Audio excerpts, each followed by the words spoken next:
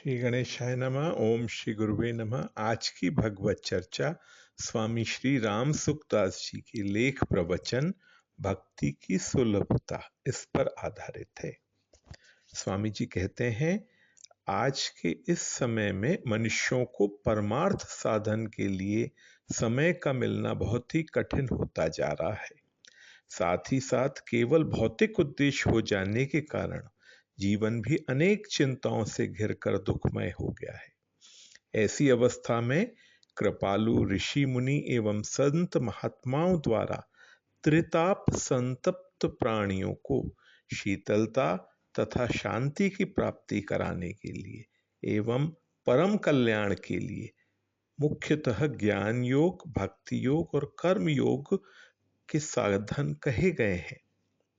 वे सभी साधन वास्तव में मनुष्यों को परमात्मा की प्राप्ति कराकर परम शांति प्रदान करने वाले हैं, परंतु इस समय कलिमल ग्रसित विषयवारी मनोमीन प्राणियों के लिए, जो अल्पायु, अल्प शक्ति तथा अल्प बुद्धि वाले हैं, परम शांति, परमानंद प्राप्ति का अत्यंत सुलभ तथा परम कल्याण का महत्वपूर्ण साधन एकमात्र भक्ति ही है। उस भक्ति का स्वरूप क्या है? उस भक्ति का स्वरूप प्रीति पूर्वक भगवान का स्मरण ही है। जैसा कि श्रीमद् भागवत में भक्ति के लक्षण बतलाते हुए भगवान श्री कपिल देव जी अपनी माता से कहते हैं, मद्गुण श्रुति मात्रेण मयि सर्व गुहाशय मनोगतिर्विच्छिन्ना यथा गंगाभ सोमधो लक्षणम भक्ति योगस्य निर्गुणस्य हृदाहृतम अहेतुक्य व्यवहिता या भक्ति ही पुरुषोत्तमे सालोक्य साष्टि सामीप्य सारूप्य कत्वमप्युत दीयमानं न ग्रहन्ति विना मत सेवनम जनाः स एव भक्ति योगाख्य आत्यंतिक उदाहृतः येनाति व्रज त्रिगुणम मध्या वायो पपद्यते। अर्थात जिस प्रकार गंगा का प्रवाह अखंड रूप से समुद्र की ओर बहता रहता है, उसी प्रकार मेरे अर्थात परमात्मा के गुणों के श्रवण मात्र से मन की गति का तैल धारावत अविच्छिन्न रूप से मुझ सर्वंतर्यामी के प्रति हो जाना तथा मुझ पुरुषोत्तम में निष्काम और अनन्य प्रेम होना, यह भक्ति योग का लक्षण कहा गया है। ऐसे निष्काम भक्त दिए जाने पर भी मेरे भजन को छोड़कर सालोक्य, शाष्टि, सामीप्य, सारूप्य और सायुज्य मोक्ष तक नहीं लेते। भगवत सेवा के लिए मुक्ति का तिरस्कार करने वाला यह भक्ति योग ही परम पुरुषार्थ अथवा साध्य कहा गया है। इसके द्वारा पुरुष तीनों गुणों को लांघकर मेरे भाव को, मेरे प्रेम रूप स्वरूप को प्राप्त हो जाता है। इसी प्रकार श्री मधुसूदनाचार्य जी ने भी भक्ति रसायन में लिखा है, द्रुतस्य भगवद्धाम द्वारा वाहिकताम गता सर्वेशे मनसो वृत्तिर्भक्ति रित्य भी दिहते। अर्थात भागवत धर्मों का सेवन करने से द्रवित हुए चित्त की भगवान सर्वेश्वर के प्रति जो तैल धारावत अविच्छिन्न वृत्ति है, उसी को भक्ति कहते हैं।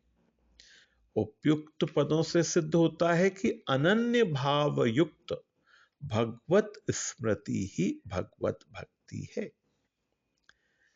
श्रीमद् भगवद गीता के 8वें अध्याय के आरंभ में अर्जुन द्वारा किए गए 7 प्रश्नों में अंतिम प्रश्न यह है कि हे मधुसूदन, आप अंत समय में जानने में कैसे आते हैं? अर्थात मृत्यु काल में आप प्राणियों द्वारा कैसे प्राप्त किए जा सकते हैं? इसका उत्तर देते हुए उसी अध्याय के 5वें श्लोक में भगवान ने कहा, अंतकाल में भी जो केवल मेरा ही स्मरण करता हुआ शरीर छोड़कर जाता है, वह निसंदेह मुझको ही प्राप्त होता है। अतः हे अर्जुन, तू सभी समयों में मेरा स्मरण कर तथा युद्ध भी कर, अर्थात कर्तव्य कर्म भी कर। इस प्रकार मुझ में मन बुद्धि को लगाए हुए तू निसंदेह मुझको ही प्राप्त होगा। ऐसे ही सगुण निराकार परमात्मा स्वरूप की प्राप्ति के विषय में भगवान कहते हैं, अभ्यास योग युक्तेन चेतसा नान्यगामिना परमं पुरुषम दिव्यम याति पार्थानुचिंतयन्। अर्थात हे प्रथानंदन, यह नियम है कि परमेश्वर के ध्यान के अभ्यास रूप योग से युक्त अन्य और न जाने वाले चित्त से निरंतर चिंतन करता हुआ प्राणी परम प्रकाश स्वरूप दिव्य पुरुष को अर्थात परमेश्वर को ही प्राप्त होता है। ये श्रीमद् भगवत गीता के 8वें अध्याय का 8वां श्लोक है। इसके बाद भगवान कहते हैं आगे के श्लोक में, कविम पुराण मनुशासितार मनोरणीयाम समुनद्य स्मृद्य सर्वस्य धातारमचिंत्य रूप मादित्य वर्णम तम सह परस्ततात।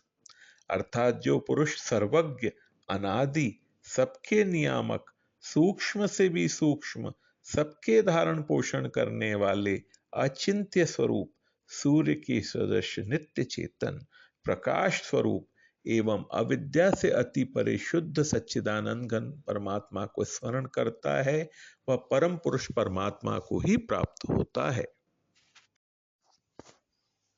अब आगे अपनी प्राप्ति की सुलभता बताते हुए भगवान अपने प्रिय सखा कुंती नंदन अर्जुन के प्रति कहते हैं, अनन्य चेताः सततम यो माम स्मृति नित्यशः तस्याहम सुलभः पार्थ नित्य युक्तस्य योगिनः।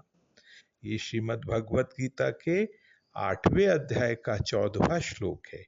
हे प्रथापुत्र अर्जुन, जो मनुष्य नित्य निरंतर अनन्य चित्त से मुझ परमेश्वर का स्मरण करता है, उस निरंतर मुझ में लगे हुए योगी के लिए, उस निरंतर मुझ में लगे हुए भक्त के लिए मैं सुलभ हूं। वह सुगमता पूर्वक मुझे पा सकता है। पूरी श्रीमद् भगवत गीता के 700 श्लोकों में सुलभ शब्द केवल इसी स्थान पर, इसी श्लोक में आया है। इस सौलभ्य का एकमात्र कारण अनन्य भाव से नित्य निरंतर भगवान का स्मरण ही है।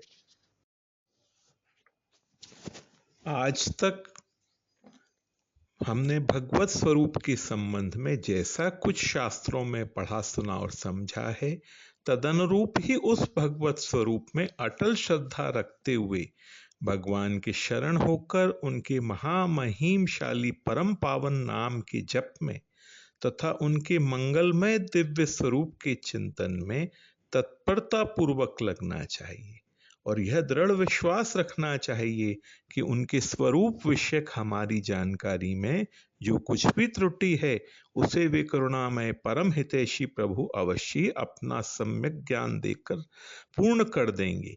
जैसा कि भगवान ने स्वयं गीता जी में कहा है, तेषामेवानुकंपार्थमहं ज्ञानजं तमः नाश्याम्यात्म भावस्तु ज्ञान दीपेन भास्वता। हे प्रथापुत्र, उनके ऊपर अनुकंपा करने के लिए उनके अंतःकरण में स्थित हुआ मैं स्वयं ही उनके अज्ञान जनित अंधकार को प्रकाशमय तत्व ज्ञान रूप दीपक के द्वारा नष्ट कर देता हूं। इसी प्रकार प्रेम पूर्वक भगवान का भजन करने से वे परम प्रभु हमारे योगक्षेम अर्थात अप्राप्त की प्राप्ति तथा प्राप्त की रक्षा स्वयं करते हैं। भजन उसी को कहते हैं जिसमें भगवान का सेवन हो तथा सेवन भी वही श्रेष्ठ है जो प्रेम पूर्वक मन से किया जाए। मन से प्रभु का सेवन तभी समुचित रूप से प्रेम पूर्वक होना संभव है जब हमारा उनके साथ घनिष्ठ अपनापन हो, और प्रभु से हमारा अपनापन तभी हो सकता है जब हम उनसे अपना नाता जोड़ें और संसार के अन्य पदार्थों वस्तुओं से हम अपना संबंध और अपनापन न रखें। प्रभु का प्रेम पूर्वक अनन्य भाव से स्मरण करना और अन्य किसी को अपना न समझना ही उनकी प्राप्ति का महत्वपूर्ण तथा सुलभ साधन है।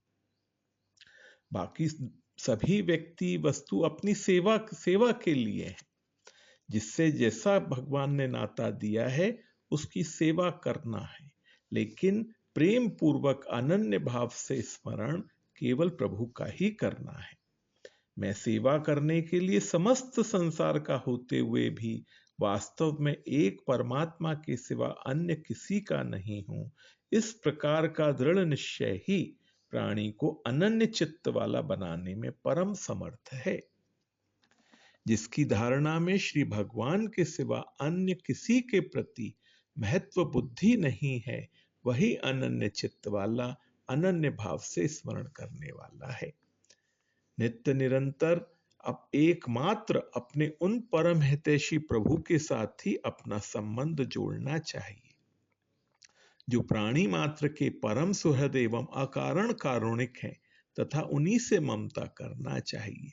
फिर तो वे दयामय श्री हरि हमें अपना ही लेंगे, जैसे उन्होंने अपने परम प्रिय सखा अर्जुन को अपनाते हुए कहा था, सर्वधर्मान परित्यज्य मामेकम शरणं व्रज अहम त्वा सर्व पापभ्यो मोक्षयिष्यामि मा शुचः। हे अर्जुन, संपूर्ण धर्मों को अर्थात संपूर्ण कर्तव्य कर्मों को मुझ में त्याग कर तू एक मुझ सर्वशक्तिमान सर्वाधार परमेश्वर की ही शरण में आ जा। मैं तुझे संपूर्ण पापों से मुक्त कर दूंगा, तू शोक मत कर। अखिल विश्व यह मोर उपाया, सब पर मोह ही बराबरी दाया। यह नियम है कि स्वरचित वस्तु चाहे कैसी ही क्यों न हो, हमको प्रिय लगती है। ऐसे ही यह संपूर्ण विश्व प्रभु का रचा हुआ है, तथा उनका अपना होने के नाते स्वाभाविक ही उन्हें प्रिय है। तिनमा जो परिहरि मद माया, भजे मोहि मन बच अरुकाया। फिर उसके लिए तो कहना ही क्या है, जो सब ओर से मुख मोड़कर एकमात्र उन प्रभु का हो जाता है। पुरुष नपुंसक नारी व जीव चराचर कोई, सर्व भाव भज कपट तजि मोहि परम प्रिय सोई। एक बानी करुणा निधान की, सो प्रिय जाके गति न आन की। जिसको स्वयं भगवान अपनी ओर से प्रिय माने, उसे भगवान सुलभ हो जाए, इसमें कोई संदेह नहीं हो सकता। श्रीमुख से भगवान ने कहा अर्जुन के प्रति, ये तु सर्वाणि कर्माणि मयि सन्न्यस्य मत्पराः अनन्येव योगिने माम ध्यायन्त उपासते तेषामहं समुद्धर्ता मृत्यु संसार सागरात भवामि न चिरात पार्थ मया वेश्यत चेतसाम। जो मेरे ही परायण रहने वाले भक्तजन संपूर्ण कर्मों को मुझ में अर्पण करके मुझ सगुण रूप परमेश्वर को ही अनन्य भक्ति योग से नित्य निरंतर चिंतन करते हुए भजते हैं, हे पार्थ, उनमें मुझ में चित्त लगाने वाले प्रेमी भक्तों का मैं शीघ्र ही मृत्यु रूप संसार समुद्र से उद्धार करने वाला होता हूं। भगवान में मन लगाने के लिए, चित्त लगाने के लिए, नित्य स्मरण करने के लिए नाम जप से अच्छा कोई साधन नहीं है। सूरदास जी कहते हैं, जो तू राम नाम चित्त धरतो, अब को जन्म आगिलो तेरो, दो जन्म सुधरतो, जम को त्रास सबे मिटी जातो, भक्त नाम तेरो परतो। तंदुल घिरत सवारी श्याम को, संत परोसो करतो, हो तो नफा साधु की संगति, मूल गांठते टरतो, सूरदास वैकुंठ पैठ में को न फेंट पकड़तो। जो तू राम नाम चित्त धरतो, अब को जन्म आगिलो तेरो, दो जन्म सुधरतो। आज की भगवत चर्चा इतनी ही। ओम श्री गुरुवे नमः।